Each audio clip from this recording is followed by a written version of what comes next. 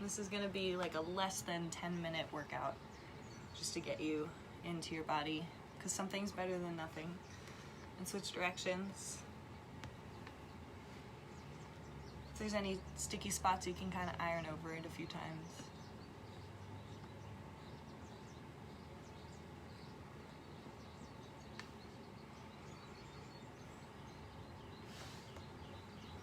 And we'll do 2 sets of 25 wrist push-ups.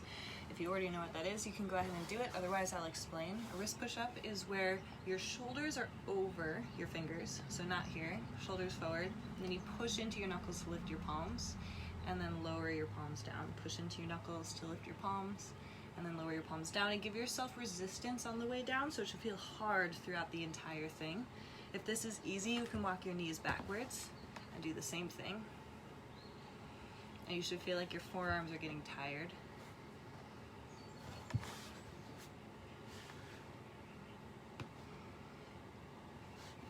And if you're just joining, this is a very quick workout. So if you have 10 minutes or less right now, feel free to join in. We're doing 2 sets of 25 wrist push-ups. If you've done 25, shake it out. Sometimes it's nice to do just a little relief stretch in between the sets, taking fingers back to face the knees, lean back.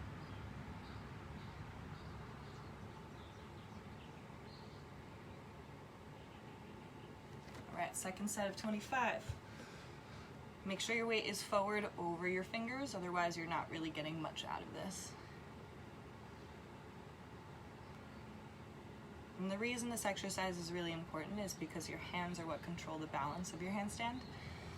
So if your hands are really strong, you have way more of a likelihood to be able to balance in your handstand.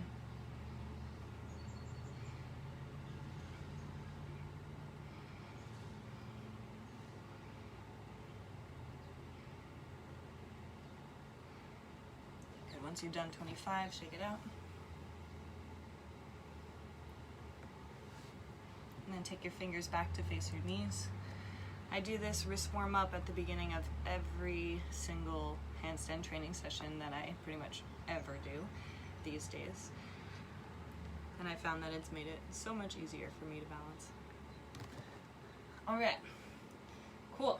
Plow negatives. This is a really good core workout that doesn't put pressure on the wrists. So option 1, hands by your sides, legs straight, hips up, and lower slow down to the ground. We're gonna do 20 of these. If that's easy, bring your arms over your head, same thing. If that is easy, you can bend your knees, making it a little bit harder so you're a little bit more bottom heavy and you have to do a little bit more work to slow down your descent. So go ahead and lie on your back. We're doing 20.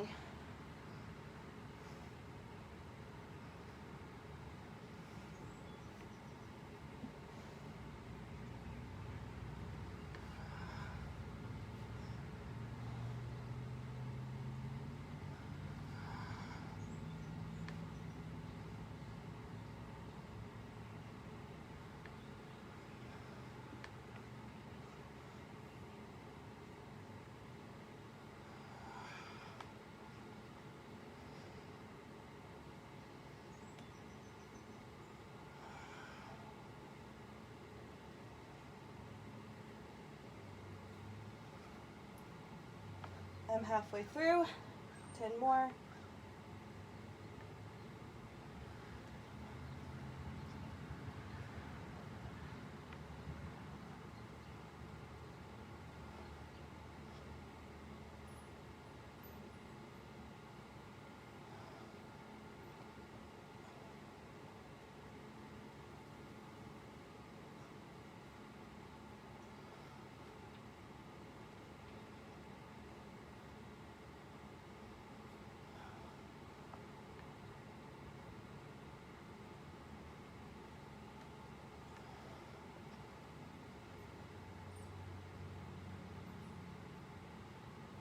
Nice. So once you've done all 20, you can make your way to a plank pose. And we'll roll around in circles over your wrists.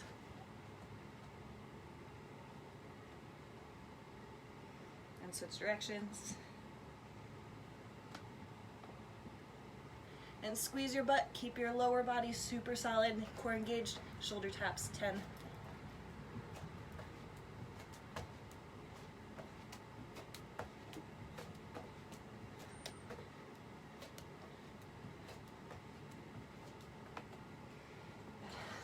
Downward facing dog, stretch out your hamstrings and your shoulders. Pull your ribs in and drop your chest. Take a deep breath.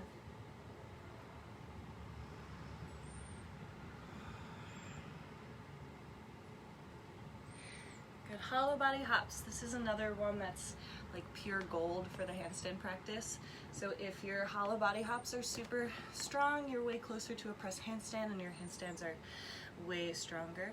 So to do a hollow body hop, you want to think again, just like the wrist push-up, your weight is forward over your knuckles, and then you pull your ribs in, just like that core work we just did in that plow negative. Pull your ribs in, push into your hands, come up high onto your tippy toes, and then press through your hands to hop your feet back, and then press through your hands to hop your feet forward.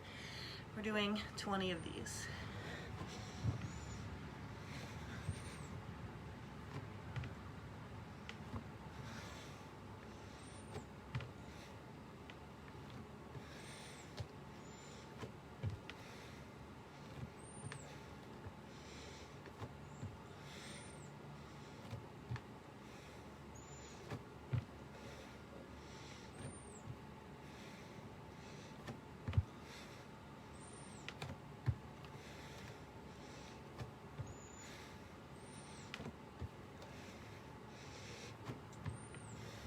They should start to feel hard.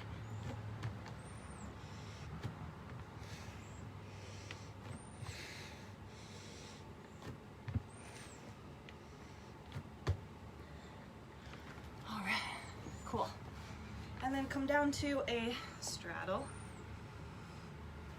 Having straddle flexibility helps a lot with your handstands. It makes it a lot easier to someday press up to a handstand, and also just frees up the ability to have your legs wide so that your legs aren't so heavy when you're in a straddle. And switch directions.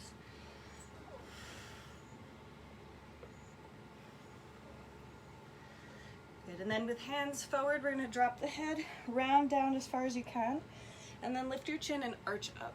See how much you can let your pelvis also reach forward. Round down, arch up. We're doing 10 of these.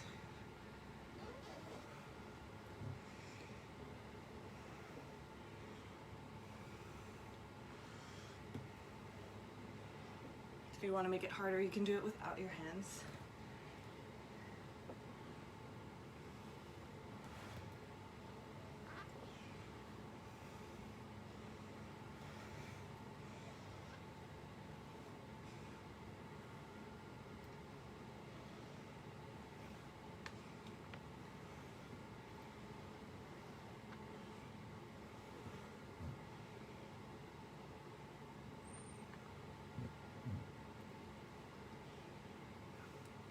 Good. And then last but not least, we're gonna try for a minute hold of what I call a vertical downward facing dog, but it's basically a piked handstand, either against the wall or on like a bed or chair or couch, whatever you can put your feet on. So I'm gonna explain first. One option is being about legs width distance from the wall, putting your hands by your hips, taking one hand, crossing it over, replacing your hands so that you can measure legs width distance from the wall, walking your feet up the wall, and then making sure that your ribs stay pulled in and your weight comes forward over your knuckles. Another option is doing this with your feet on something like, for example, my bed or a chair or a couch. We're gonna do a 1 minute hold, so I'm setting a timer for 1 minute. So go ahead and put your feet up, start. And my timer will go off when we're done.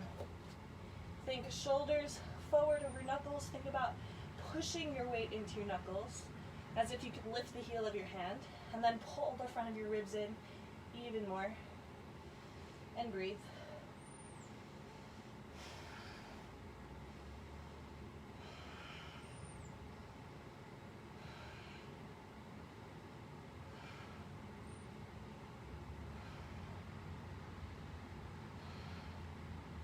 Notice if your ribs starting to pop out, pull them back in. Notice if you start to dump your weight into the heel of your hand, lean forward over your knuckles again.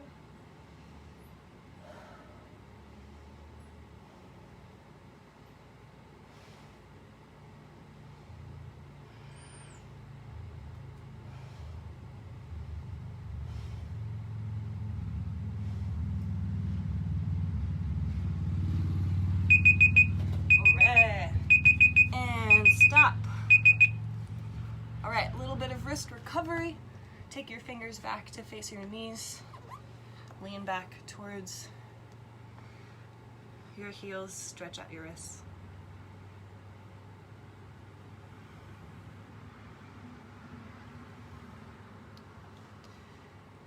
And if you've done this workout with me, you're welcome to comment live right now with either a strong emoji or just a wave, so I know you're here.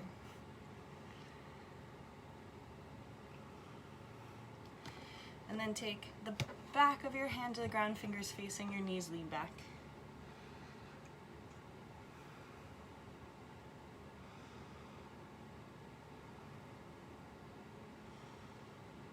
Couple more deep breaths.